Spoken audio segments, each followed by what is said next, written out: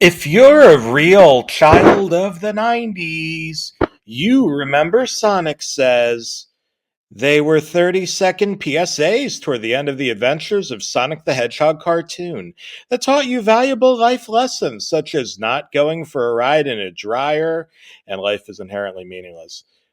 I was sucking on a blow pop and chugging a Diet Dr. Thunder when a Sonic Says segment that would forever change my life in a shockingly tragic and sinister way lit up my CRT boob tube bubble TV. The usual Sega Genesis title screen jingle played, with Sonic emerging from a sign he vandalized with blue paint and giving a wink and a thumbs up. However, his thumb was replaced with a Vienna sausage, a tiny smoked German pork, goat, and cricket product. And instead of a thumbs up, by golly, it was a Nazi sig hail. The intro mercifully ended, but what played next was so disturbing and asphyxiating that I choked on my candy as the acidic EBT thrift store soda pop scorched my throat with second-degree burns from the force of my dry heavals.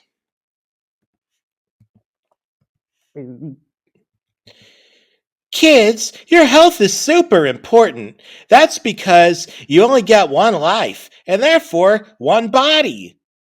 Was Sonic mocking Hinduism? That was rude. Lots of attitude.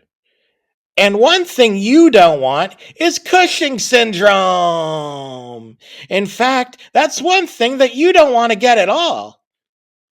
What what happened next shocked me so badly it practically sent electric current down my spinal cord. As the screen quickly transitioned to black, showed a picture of Knuckles the Echidna dry humping a chili dog and abruptly thrust it back into the rest of the Sonic Says segment with, "Oh no.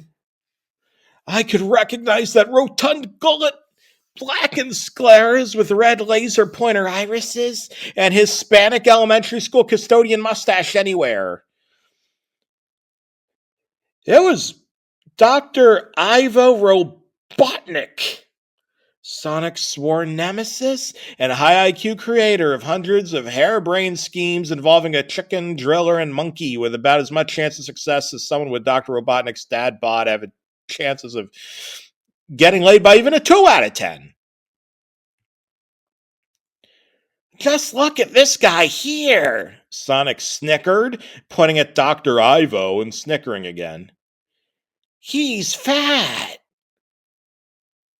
Sonic slapped Dr. Robotnik's gut rapidly with his hand, repeatedly like a mechanical dipping bird, but at typical supersonic speeds, so fast that it burned through Dr. Robotnik's spandex and sliced legions into his stomach and lard pockets.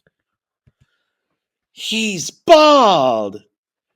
Sonic spat on the top of Dr. Robotnik's head. He's rounder than a hunk of cheese. Timer from those old "I hanker for a hunk of cheese" PSAs emerged, donning a 10-gallon hat and dancing with a cane. There was no music. I think that there was something wrong with him. He's got no muscles. Sonic pelted Dr. Robotnik in the face with dozens of black shell sea mussels, a hardened mollusk, and no laughing matter when employed as a merciless projectile. And he's growing lots and lots of fat pads around his collarbone and the back of his neck. Observe! Oh no. This was bad. This was really bad.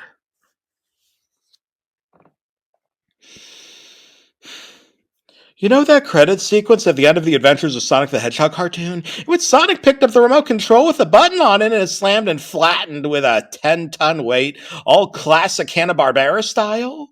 Well, Sonic had it in this segment too. He pressed down on the red button. Red because it clearly was a do not touch device. And then, listen, I don't know if you've ever seen Big Trouble in Little China, but there's a scene in which a fat Asian man gets fatter and fatter until his face looks like an exaggerated tomato with a rat's nest on top. And let me tell you, it didn't burst out delicious tomato juices everywhere. Need I say what happened next? Dr. Robotnik became so fat, fatter than the fattest mother in any your mom joke could ever hope to muster. And he exploded. Bursted. Like a bursted star. But Dr. Robotnik was no such object. Dr. Robotnik was a tier 7 obese fat man with a squirrely Cheeto mustache and obsession with drilling his R's.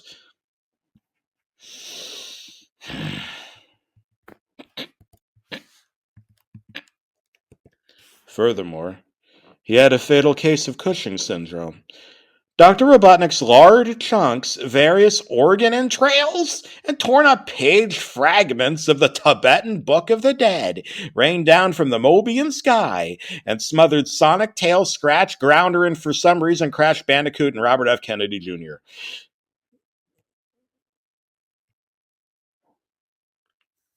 The entire cast of the Adventures of Sonic the Hedgehog was dead.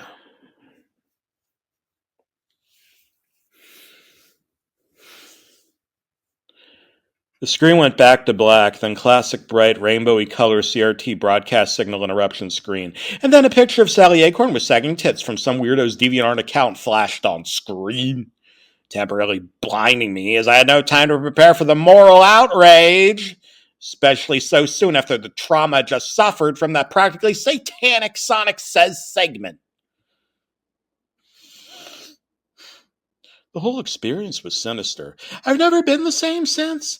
I've had this passing thought of opening up what appears to be a theme park, but everybody's actually a robot. Maybe like Chuck E. Cheese, except it's evil and scary, and they're assorted anthropomorphic animals, just mechanical.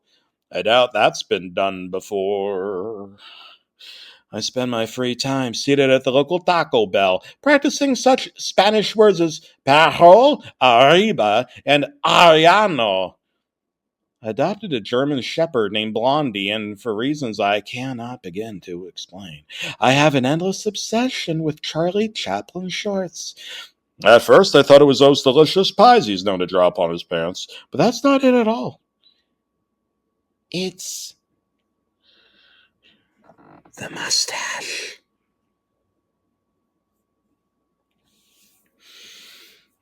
My understanding is that an all Taco Bell diet results in a rounded face, bald head, fat pads along the collar, and muscular atrophy. But more peer reviewed research is needed. And who better than a 300 IQ genius than myself? I hate that hedgehog!